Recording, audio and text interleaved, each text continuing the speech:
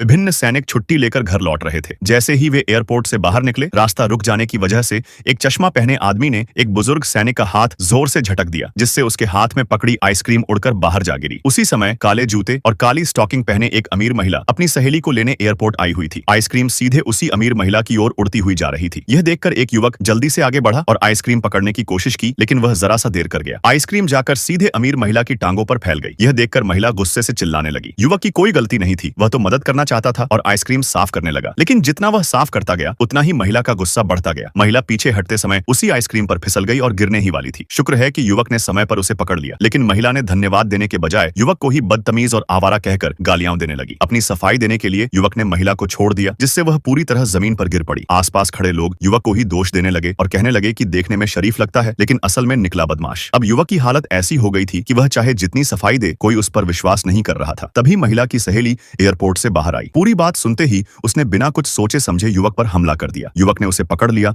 और समझाने की कोशिश की, लेकिन सहेली सुनने को तैयार नहीं थी। वह आज युवक को सबक सिखाने पर तुली हुई थी। हाथापाई के दौरान युवक से गलती से सहेली को एक थप्पड़ लग गया, क्योंकि उसके हाथ पर भी आइसक्रीम लगी हुई थी, जिससे सहेली के कपड़े भी गंदे हो गए। अब सहेली को समझ आ गया कि युवक को संभालना आसान नहीं है, तो उसने तुरंत फोन निकालकर पुलिस को बुला लिया। कुछ ही देर में 2 पुलिसकर्मी मौके पर पहुंच गए। जांच पड़ताल के बाद पता चला कि युवक ने जानबूझकर कुछ नहीं किया था और वह सच में आइसक्रीम ही थी। अपनी बात साबित करने के लिए युवक ने आइसक्रीम में उंगली डुबोकर दिखाया कि यह मीठी है। पुलिस को भी लगा कि मामला ज्यादा बड़ा नहीं है। उन्होंने युवक से कहा कि वह महिला से माफी मांग ले और मामला यहीं खत्म कर दिया जाए। युवक ने सच्चे दिल से माफी मांगी और महिला की स्टॉकिंग का नुकसान भरपाई करने की पेशकश भी की, लेकिन महिला ने बहुत ज्यादा पैसे मांग लिए। युवक के पास उस समय केवल कुछ 100 रुपये ही थे और वह समझ नहीं पा रहा था कि क्या करे। काफी सोचने के बाद उसने कहा कि महिला उससे एक उधारी की रसीद लिखवा ले और जब उसके पास पैसे होंगे तब वह चुका देगा। उसने तो यहाँ तक कहा कि वह अपनी पहचान पत्र, आईडी भी गिरवी रखने को तैयार है। यह देखकर कि युवक सच में पैसे देने की हालत में नहीं है, सहेली ने सुझाव दिया कि युवक महिला की कंपनी में नौकरी कर ले और वहीं काम करके कर्ज उतारे। 2 महीने में सारा पैसा चुका देने के बाद वह आजाद हो जाएगा। हालांकि युवक इस बात से बिल्कुल खुश नहीं था, लेकिन मजबूरी में उसे यह शर्त माननी पड़ी। इसी तरह यह मामला आखिरकार सुलझ गया।